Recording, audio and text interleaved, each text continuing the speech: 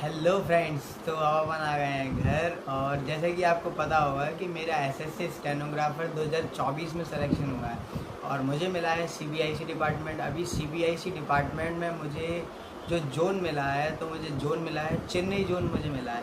तो उसके लिए मैं चेन्नई गया था डीवी कराने के लिए। उसका मैंने सारा ब्लॉग बनाया है, वो भी मैं डालूँगा।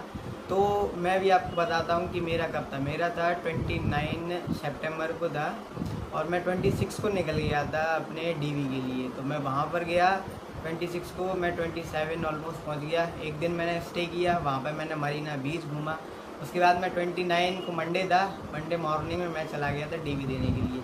अब डीवी में हुआ क्या उसमें, जैसे कि उन्होंने हमको पहले से ही डीवी नोटिस दे दिया था, आइडेंटिटी सर्टिफिकेट दे दिया था। इसमें क्या था, हमको किसी गजटेड ऑफिसर से 3 ओरिजिनल कॉपी करवानी थी।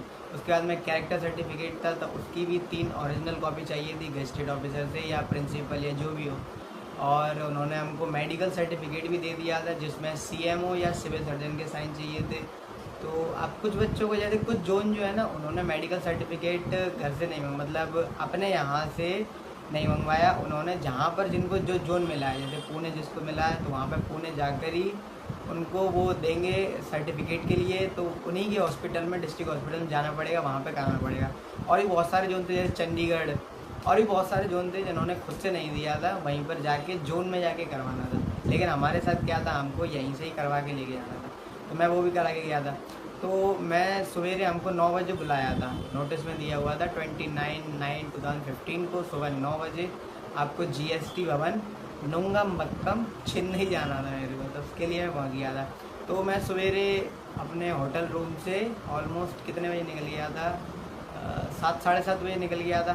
वहाँ पे मैंने ली थी लोकल बस। उसमें से मेरे कितने, बहुत कम रुपए लिए, ओनली 16 रुपीज़ लिए। मैंने उन्हें जीएसटी भवन उतार दिया। वहाँ से फिर मैंने थोड़ी देर इंतज़ार किया, 9 बजे का। 8:30 बजे मैं गया फिर वहाँ पे। तो मैंने उन्होंने पूछा कि मतलब सर अभी आए नहीं थे, सर 9:30 10 बजे तक आने थे। वहाँ पर जो गार्ड भैया थे उनसे मैंने पूछा कि उसके लिए कहीं वेटिंग एरिया है डीवी के लिए। हाँ, तो उन्होंने बोला 5th फ्लोर पे चले जाओ, वहाँ वेटिंग एरिया है। वहाँ पे एक और कोई स्टूडेंट बैठा हुआ था, मैं गया। उसके बाद में आते गए आते गए आते गए। तो जैसे कि हमारे बहुत सारे बच्चे थे, 23D के बच्चे थे, मतलब ग्रेड 1 के नहीं, ग्रेड 2 के, और 12 बच्चे थे ग्रेड 1 के। तो सबका इकट्ठा था, उन लोग 35 बच्चे थे। तो उन्होंने क्या किया, उन्होंने 3-3 की बेंच बनाई 5 जगह पे। 3-3 टीचर बैठे हुए थे, जो भी और टीचर का नहीं पता था, टीचर बैठे हुए थे। तो वहाँ पे हम गए, बैठे वहाँ पे। अब क्या था ना, एक बहुत सारा इशू था, जैसे कि उस पर लिखा हुआ था 5 सेंटीमीटर बाई 7 सेंटीमीटर, बहुत जगह पे लिखा हुआ था। वहाँ पे भी लिखा हुआ था, और जो अटेस्टेशन फॉर्म था जो उन्होंने दिया था उस पर भी लिखा हुआ था, नोटिस आया था उस पर भी। लेकिन कुछ स्टूडेंट्स थे जिन्होंने फिर भी पासपोर्ट चिपका के ले गए थे। तो उन लोगों को वापस निकाला, मतलब कि वो बाहर चले गए, 5 centimetre by 7 centimetre he photo खिंचवा कर आए। उन्होंने वहाँ पे अपने फिर चिपका दिया, अटैच कर दिया, फिर दोबारा से उन्होंने दिया। तो कभी भी जाएँ तो जो लिखा होता है ना, एग्जैक्ट वही करके जाएँ।